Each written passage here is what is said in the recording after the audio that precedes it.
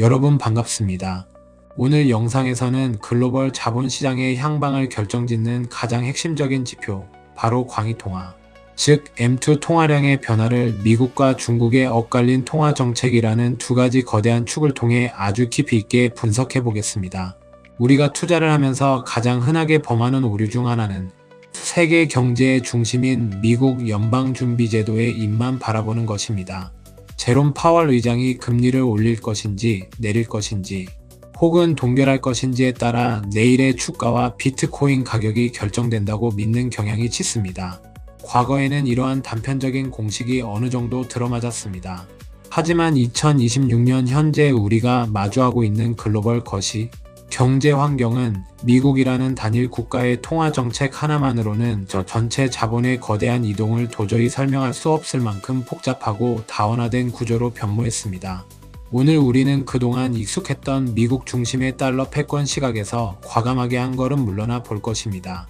그리고 세계 경제의 또 다른 거대한 엔진이자 유동성의 공급처인 중국, 인민은행의 행보를 교차해서 분석할 것입니다. 미국이 물가를 잡기 위해 돈줄을 꽉 쥐고 있는 동안 중국은 경기를 살리기 위해 엄청난 양의 돈을 시중에 풀고 있습니다. 이렇게 전 세계 경제의 1위와 2위 국가가 정반대의 길을 걷고 있는 엇갈린 상황이 전 세계에 풀려있는 돈의 총량에 어떠한 실질적인 변화를 만들어내고 있는지 구체적인 경제 원리와 데이터로 점검하겠습니다. 나아가 이러한 글로벌 유동성의 은밀한 팽창이 비트코인을 비롯한 디지털 자산 시장으로 흘러 들어갈 때 그 자본의 성격과 시장의 방향성이 어떻게 결정되는지 차분하고 객관적으로 짚어보겠습니다.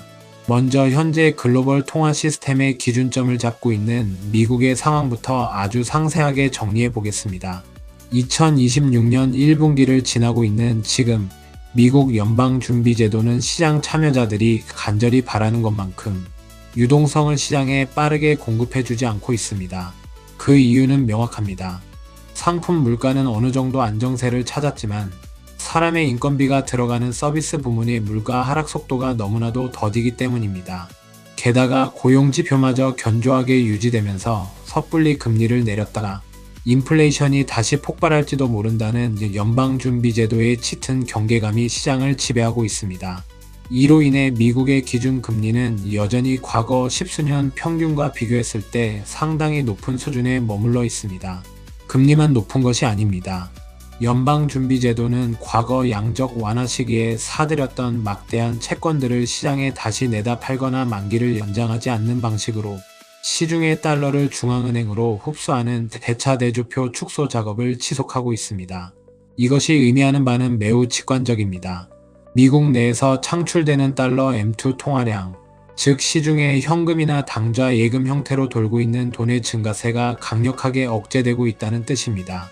시중에 풀려있는 돈의 양이 늘어나지 않고 오히려 줄어드는 상황이니 미국 내부의 자금 흐름만 떼어놓고 본다면 주식이나 비트코인 같은 위험 자산으로 흘러 들어갈 잉여 유동성이 매우 부족한 가뭄 상태라고 평가하는 것이 맞습니다. 이러한 미국의 고금리 유지와 유동성, 통제 정책은 필연적으로 달러의 가치를 아주 높게 유지하는 이른바 강달러 환경을 고착화시킵니다. 달러의 이자율이 높으니 전 세계의 자본이 미국 은행이나 미국 국채로 몰려들기 때문입니다. 많은 투자자들이 바로 이 지점에서 분석을 멈추고 자산시장에 상승 여력이 없다고 비관적으로 판단해 버립니다. 미국의 금리가 높고 달러가 귀해지면 비트코인이나 기술주는 오르기 힘들다는 과거의 낡은 경험칙에 의존하기 때문입니다. 하지만 여기서 우리가 반드시 짚고 넘어가야 할 것이 경제적 진실이 있습니다. 글로벌 자본시장은 미국이라는 단일 국가의 국경 안에만 갇혀있는 우물 안개구리가 아니라는 사실입니다. 여기서 바로 우리가 시야를 넓혀 아시아, 그 중에서도 거대한 경제 규모를 자랑하는 중국으로 시선을 돌려야만 하는 경제적 당위성이 발생합니다. 미국이 인플레이션이라는 적과 싸우며 돈줄을 조이고 있는 바로 그 시간, 세계 2위의 경제 대국인 중국은 미국과는 완전히 정반대의 생존이 걸린 거시 경제적 과제에 직면해 있습니다.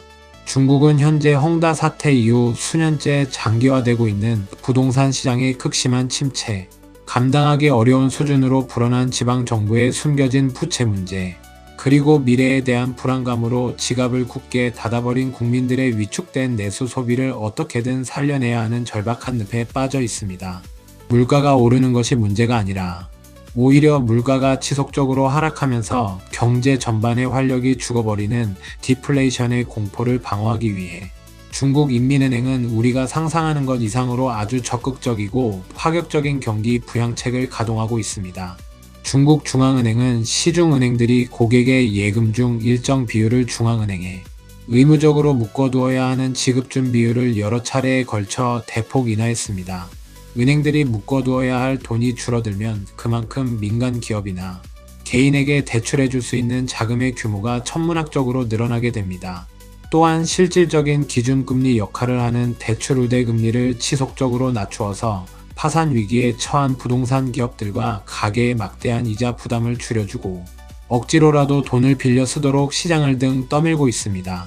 나아가 침체된 주택시장을 강제로 부양하기 위해 주택담보대출의 규제 장벽을 완전히 허물어버리고 정부 주도로 막대한 규모의 위안화를 시중에 직접 찍어내어 공급하고 있습니다.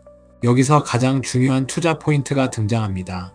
중국 정부가 국가의 명운을 걸고 적극적으로 시장에 개입하여 풀어낸 이 막대한 위안화 유동성은 결코 중국 대륙 내부에만 얌전히 머물러 있지 않다는 사실입니다.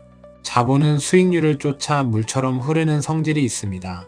중국 내부의 침체된 자산시장에서 마땅한 투자처를 찾지 못한 이 막대한 유동성은 무역 대금 결제, 기업 간의 해외 직접 투자, 그리고 그림자 금융과 역외 금융시장의 복잡한 경로를 거쳐서 홍콩이나 싱가포르 등 아시아 전역의 자본시장으로 무서운 속도로 스며들게 됩니다.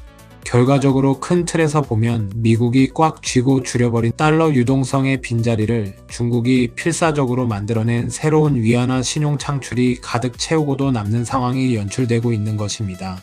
이를 통해 미국은 긴축을 하고 있음에도 불구하고 전체적인 아시아의 M2 통화량은 구조적이고 거대한 확장 국면에 진입하게 되었습니다.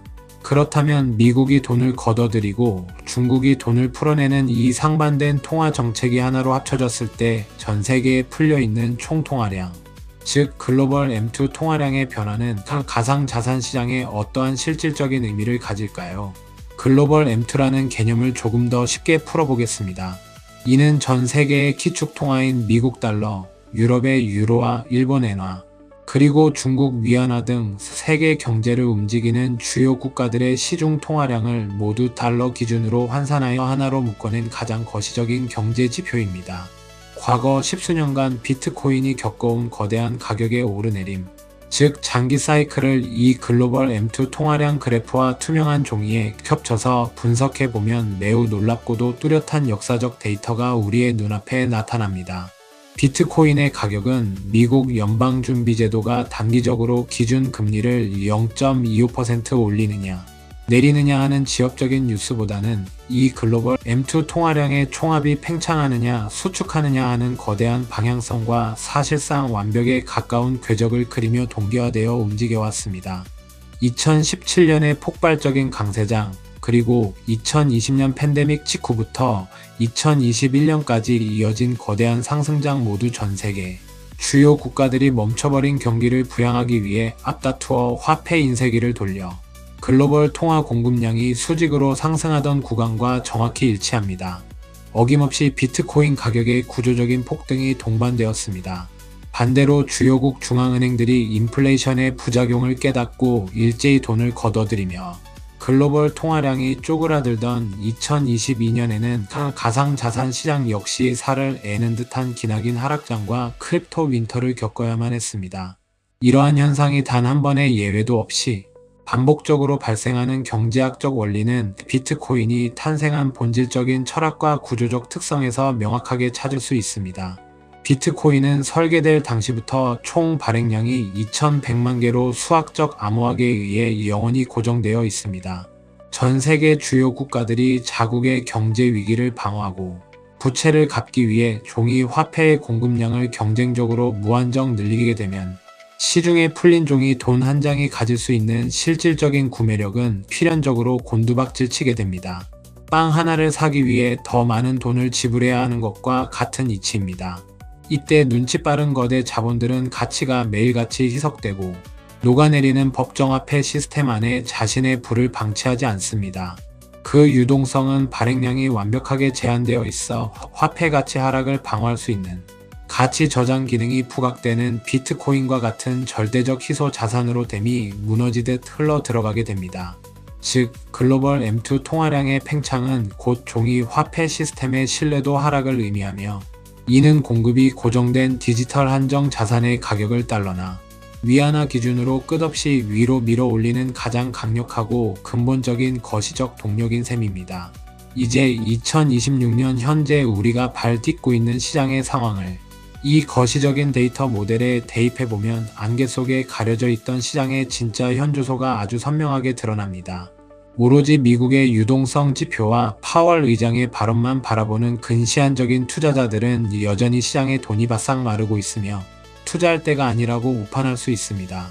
하지만 전 세계 광의 통화의 30% 이상이라는 막대한 비중을 차지하는 중국이 생존을 위해 맹렬하게 유동성을 공급하고 있고, 국가 부채가 산더미처럼 쌓여있는 일본 역시 완화적인 금융 환경을 급격히 걷어들이지 못하고 시장에 계속해서 엔화를 공급하고 있습니다. 이 모든 상황을 더하고 뺀 글로벌 M2 지표의 총합은 놀랍게도 미국의 매서운 고금리 긴축 상황 속에서도 이미 바닥을 다지고 완만한 우상향의 팽창 곡선을 그리고 있음이 명백한 데이터로 확인됩니다.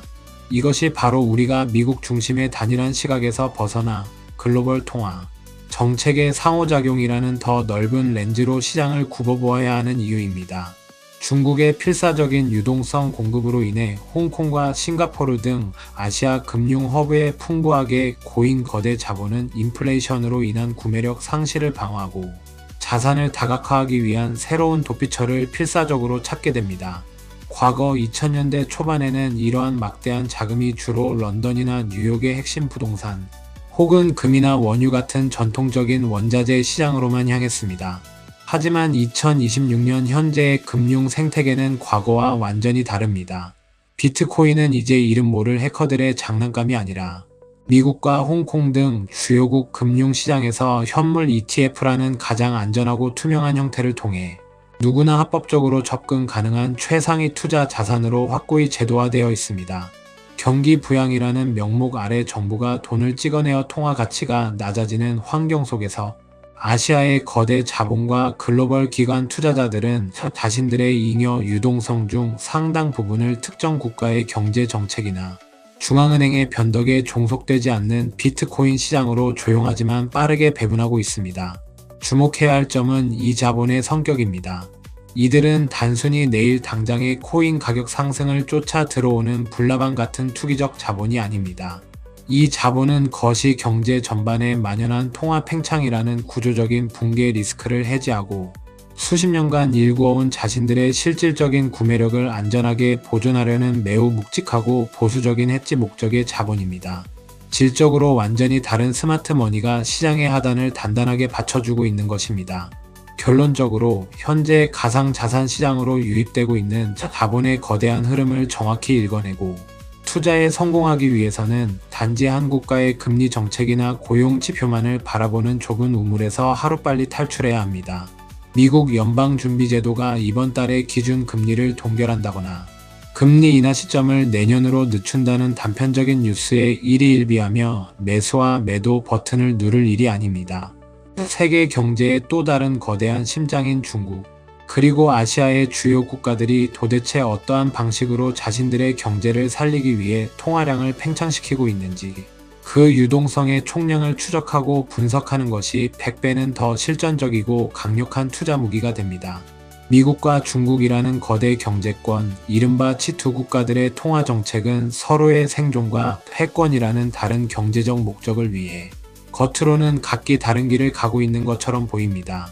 하지만 이들이 만들어내는 총체적인 글로벌 유동성의 결과값은 종국에는 비트코인처럼 희소성을 가진 독립적인 자산군의 가치를 강력하게 지지하고 위로 밀어 올리는 방향으로 작용하고 있습니다. 종이 화폐의 총량이 구조적으로 영원히 늘어날 수밖에 없는 현대 신용화폐 시스템이 치명적인 모순 속에서 발행량이 완벽하게 통제된 디지털 자산이 어떠한 방식으로 무너지는 화폐 가치의 훌륭한 저장소 역할을 수행하는지 우리는 과거 15년의 데이터를 통해 단 한 번의 예외 없이 지속적으로 확인해 왔습니다. 시청자 여러분께서도 오늘 다룬 이 글로벌 M2 통화량의 핵심 개념과 미국, 중국 통화 정책의 디커플링 현상을 바탕으로 자산 시장을 바라보는 거시적인 안목을 한 차원 높게 확장하시기를 진심으로 바랍니다. 눈앞에 당장 보이는 하나의 뉴스나 지표가 아니라 글로벌 자본이라는 거대한 물줄기가 도대체 어디서 발원하여 어느 방향으로 굽이쳐 흘러가고 있는지를 객관적인 데이터로 파악해야 합니다. 이러한 통찰력이 뒷받침될 때 비로소 하루하루 변동성이 널뛰는 험난한 시장 환경 속에서도 결코 흔들리지 않고 자신의 부를 지켜내는 합리적인 자산 배분 기준을 세울 수 있을 것입니다. 오늘 준비한 깊이 있는 경제 데이터 분석은 여기까지입니다.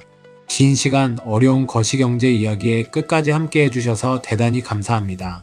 오늘 내용이 도움되셨다면 구독, 좋아요를 부탁드립니다.